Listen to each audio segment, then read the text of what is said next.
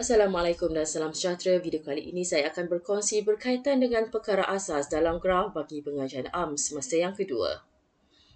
Video kali ini kita akan pecahkan kepada dua bahagian di mana bahagian yang pertama ialah TOLL ataupun tool.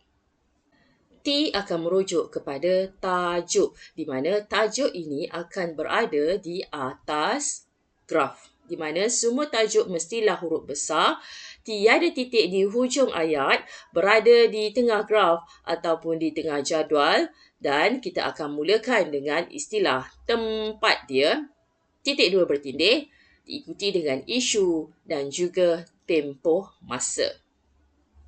Macam mana kita nak menulis tajuk bagi graf atau jadual tersebut? Yang pertama, kita akan ambil tajuk itu daripada arahan soalan di mana selepas istilah menunjukkan akan keluar tajuk tersebut. Kedua, sekiranya tempat itu berada di tengah ayat, di mana ayat itu ialah ayat dalam arahan soalan tadi, kita akan bawa tempat tersebut ke hadapan ayat kerana tajuk, tempat, isu, tempoh. Jadi, tempat dalam arahan soalan kita akan tarik bawa ke hadapan. Sekiranya di dalam arahan soalan tiada tempat yang dinyatakan, kita akan ambil atau cari tempat itu di dalam petikan ataupun pelajar boleh terus merujuk kepada sumber. Sumber biasanya akan berada di hujung petikan di bahagian bawah sekali di belah kanan kita. Di mana ayat dia ialah disesuaikan daripada apa-apa-apa. So, di situ selalunya akan ada tempat. Contohnya Malaysia. Contoh tajuk, Semenanjung Malaysia ialah tempat penggunaan air bermeter mengikut sektor dan negeri terpilih adalah isunya dan tempohnya adalah bagi tahun 2008 hingga tahun 2010. Di sini saya akan kongsikan beberapa kesalahan sekiranya pelajar membuat kesalahan ini. Yang pertama, salah tajuk. Sama ada awak salah tempat, sepatutnya Semenanjung Malaysia, tetapi pelajar tulis Malaysia sahaja dikira salah. Tahun yang sebenarnya ialah 2008 tetapi pelajar tulis 2009. Maka markah itu terus menjadi 10/20 atau 11/20.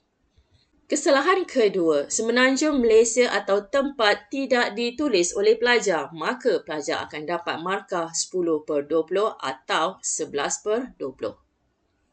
Kesalahan yang terakhir biasa yang dilakukan oleh pelajar di dalam tajuk adalah tiada tempoh ataupun tahun dinyatakan, bermaksud pelajar akan dapat markah 10/20 atau 11/20. Seterusnya, kosong. Titik asas kosong mestilah berada di persilangan antara paksi Y dan juga paksi X. Sekiranya pelajar tidak menulis angka kosong ini, maka pelajar akan ditolak markah ketepatan isi atau KI sebanyak 0.5 markah. Untuk L yang pertama iaitu tool, di mana kita akan labelkan paksi Y. Paksi Y ialah paksi yang menegak. Okey, cara menulis label di paksi Y kita akan ambil daripada label dalam jadual. Contohnya, pola bilangan kes dadah dalam kurungan kes. Pastikan isu atau label dalam jadual ini betul, di mana kita akan membawa label ini ke dalam graf. Kalau di bahagian jadual ini salah, maka kemungkinan besar dia akan menjadi salah di bahagian paksi Y. Ini adalah contoh di label paksi Y sekiranya berlaku kesilapan di mana kesalahan yang pertama tiada unit di paksi Y iaitu dalam kurungan kes, maka pelajar punya markah akan jadi 10/20 atau 11/20. Kesalahan kedua, tiada label atau pelajar tak tulis apa-apa di paksi Y, maka pelajar akan dapat markah 10/20 atau 11/20. Kesalahan yang ketiga, sepatutnya unit di sini ialah kes tetapi pelajar tulis orang, maka salah unit di paksi Y, markah akan jadi 13/20 atau 14/20. Kesalahan yang seterusnya, label itu tidak lengkap. Sepatutnya pola bilangan kes dadah tetapi pelajar hanya tulis pola bilangan. So, jadi tak lengkap. Bermaksud pelajar akan kehilangan markah dan markah pelajar akan menjadi 13/20 atau 14/20.